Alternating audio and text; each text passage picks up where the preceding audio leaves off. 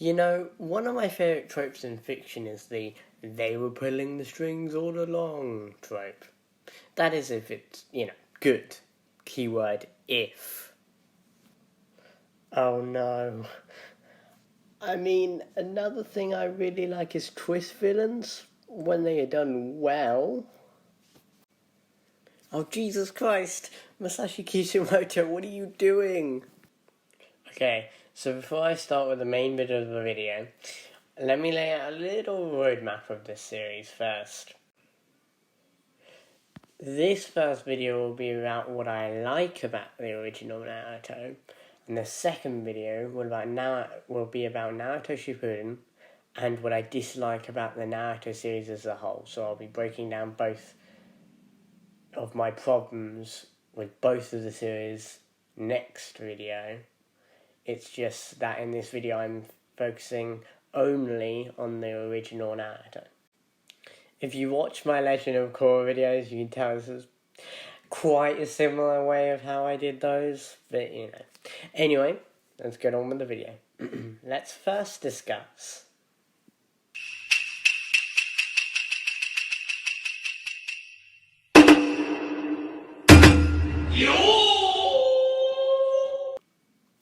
the pilot chapter of Naruto is really weird, but it is really interesting to read this and then think what it became, It had guns.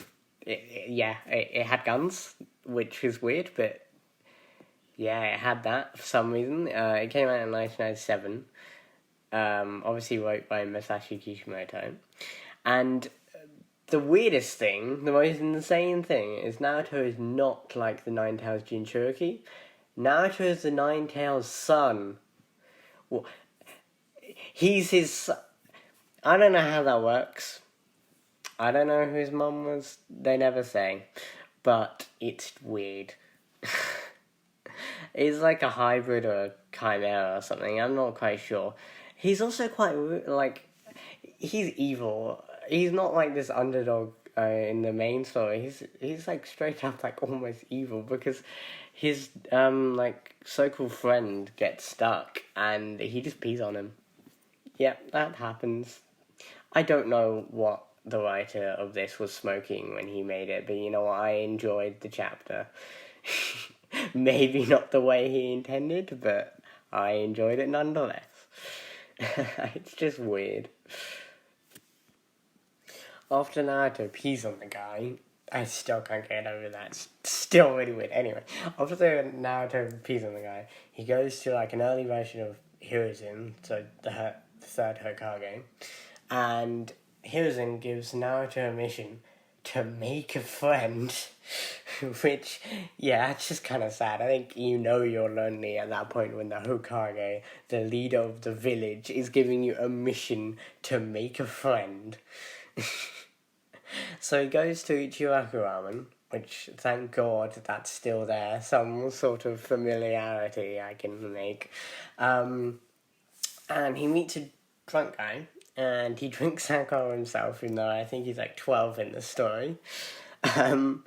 He goes to the guy's house, so the drunk guy's house, Naruto goes to the drunk guy's house. And this random guy comes in and shoots the drunk guy and leaves. What the hell? Masashi Kishimoto, what were you thinking? What is this? If it reads like a fanfic.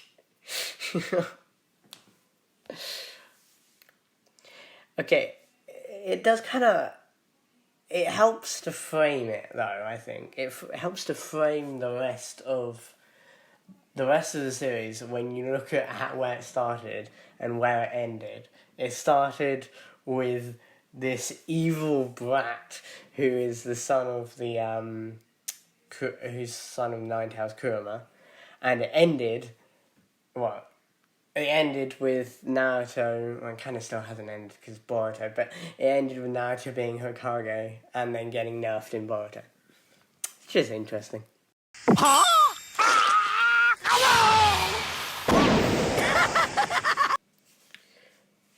They really started off strong with these opening arcs. The Land of Waves, oh my god, it's so good.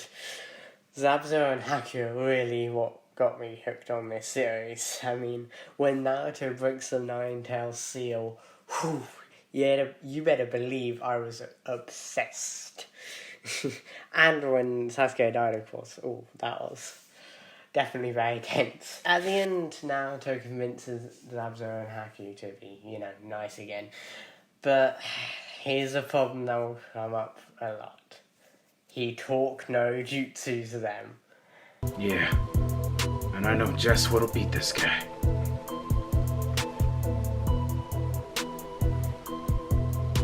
I understand your pain, man! Huh? I'm telling you, man. You do? You got bullied when you was a kid, I bet you did. So did I. I'm just you if you made better decisions. And guess what? What? I love you. You ain't ever heard that in your life, ain't you? My name is Gata, of the desert. I'm curious about you too. Okay, I'm gonna say it. This is peak Naruto. The Force of Death arc always had me on my toes.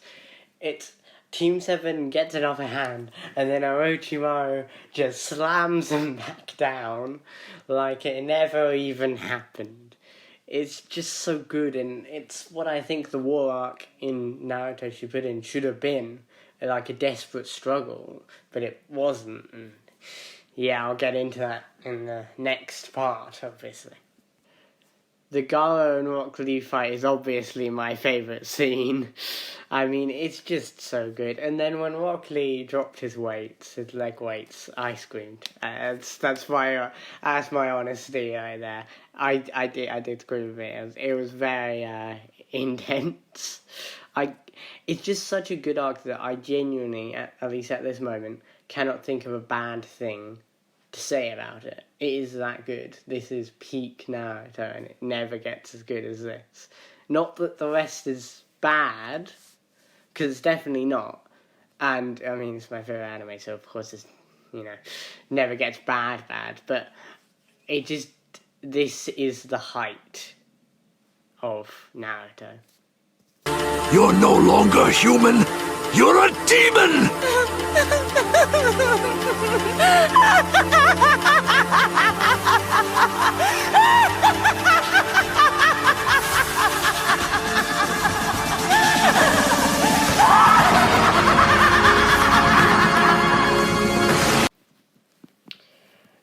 Remember when we all thought Orochimaru was the most powerful villain, and, everyone's jutsu wasn't an atomic bomb going off every 2 seconds?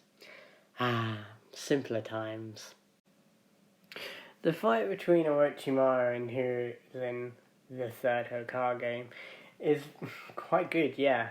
It's more of a desperate struggle on the Hokage's part than, Orochimaru is obviously just toying with him, and yeah, it's quite good, especially how Orochimaru is kind of emotionally just messing with him by bringing up the other Hokages, which, I mean, to be fair, the third Hokage was kind of the worst Hokage that ever existed, but anyway, it's not really the point. Yeah, it's really nice to see the top level shinobi going all that, because until this part in the anime, we had never seen that. It was only, I guess, maybe with Kakashi and Zabuza you did. But they weren't, top level, Hokage level. So, it's interesting seeing these two, Orochimaru and the third Hokage, duke it out. The Gaara fight was also very good. I wasn't expecting Gaara to fight Naruto, actually. I was expecting it to be a Gaara versus Sasuke fight, but that was quite a subversion of my expectations, I guess. It does end with a kaiju battle, which normally I dislike, but actually I think they did it quite well. Especially the ending speech by Naruto. It is a talk no jutsu, but it's a good talk no jutsu, so I'll allow it. Don't underestimate the 5 Kage! It's really weird to see how Itachi's portrayed here, especially because, spoilers, turns out he's like a hero in Shippuden. So I remember thinking when I first watched Itachi in action, he was the most powerful character of all time. Now, obviously, I kind of know better now because I've watched Shippuden and everything, but I still kind of stand by I still kind of stand by my thought process. Here is that thought process.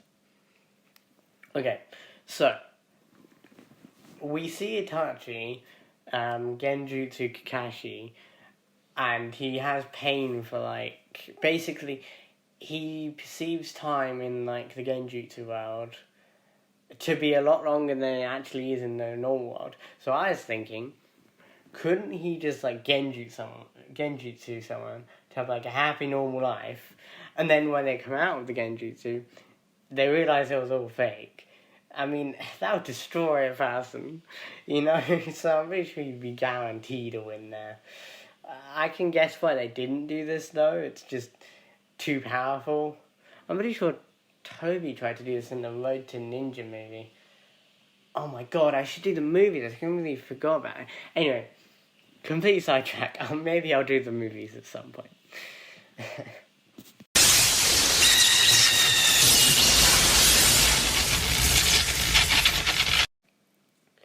It's the final arc, and of course, it's amazing. The whole atmosphere is really tense, like when they fight the Sound 5, and that's really good. If you don't know what the Sound 5 are, they're the Orochimaru's people that Shikamaru, Choji, Naruto, and a few others fought, and Neji and stuff, fought. So they're like the snake people that Orochimaru follows, and they all have the curse marks. Okay, side tangent. One of the most tense things was when I thought my boy Choji was gonna die. That was genuinely. I think they did emotions very well in this arc, especially so with Choji and with Kiba and Akumaru. I thought Akumaru actually died, which was sad. That made me sad. So I think they captured emotions very well, which, I mean, if they didn't, I think the arc would kind of be meaningless considering the ending of the arc, which obviously I'll get to. Shikamaru gets the time to shine here, finally. I mean, all his scenes he shines. I mean, come on, he's iconic. But, he gets to show his actual battle combat skills, because before he didn't really. I mean, in the tutoring exams, he won and then forfeited. It's just what he does. I think, as I said, it's the emotions. They're all prepared to die just to bring Sasuke back, and that's really, it's really powerful. Rock Lee is showing his iconic drunken fist, obviously. Absolutely iconic. And just a very good scene. Very funny, too.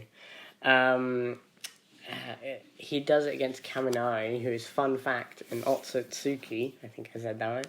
Just like Kaguya is. They never say it. Like, they never ever say it in the series, but he is. At least I don't think they say it in the series, but he is, and I'm pretty sure Masashi Kishimoto actually said so. Which is, it's an interesting bit of trivia. Oh god, the Naruto and Sasuke fight. Okay. It's very emotional, of course. That's the buzzword for this arc, apparently. Emotions.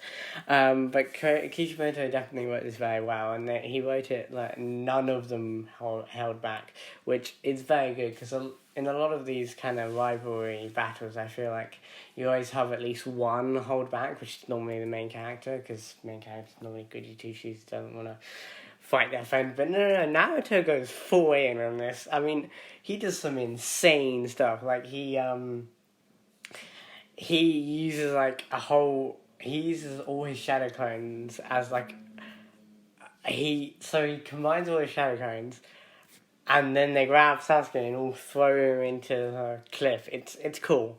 And I mean, none of that kind of outlandish stuff happened in the manga, but I do like that they went all out, and the animation is also really good. It makes for a very good final fight. And it's surprising that Sasuke won. That's a good subversion of expectations, I'd say. Because in most shonen anime, stereotypically in shonen anime, the main character will always win in the end. But this time they didn't do that, which is, it's quite surprising. And then Sasuke goes to Orochimaru, obviously, and unfortunately there's about 100 episodes of filler, but I just skipped that anyway. And then Naruto leaves to train with Jiraiya, who I haven't mentioned at all before this, but yeah, Jiraiya exists. Jiraiya is like one of my my favourite characters, but somehow just didn't mention it. And then Shippuden happens, which obviously is the next episode, or the next part. Definitely not the next episode, because I am not finishing it in time. Believe it! Jesus Christ, this took me a long time to make. The script alone took me like 3 months to make, and this video is just took me so long. Please subscribe, I put a lot of effort in. Naruto, yeah, it's a flawed show. It's a deeply flawed show, but it in Shippuden will probably remain as one of my favourite, if not my favourite, anime of all time. Please subscribe again. I mean, I put so much effort into this, like, too much effort, like an unhealthy amount of effort. I have no idea when the second part will come out, but it will come out. I'll probably stop uploading as regularly, even though, to be fair, I don't upload that regularly anyway, but I'll stop uploading as regularly as I am meant to, because normally I try to upload every week, but if I'm going to try and get this second part out, then I'll have to upload I don't know, but I'll upload less regularly if I'm trying to get the second part out. Okay, thank you so much for watching all this video. I know it's very long, it's my longest video, oh my god. Oh Jesus Christ, it's 18 minutes already. Yeah, it's a very long video. But thank you for watching all of it, if you have watched all of it. Okay, bye. Just on this time, don't stray. More corners where we used to play. Just trace our time.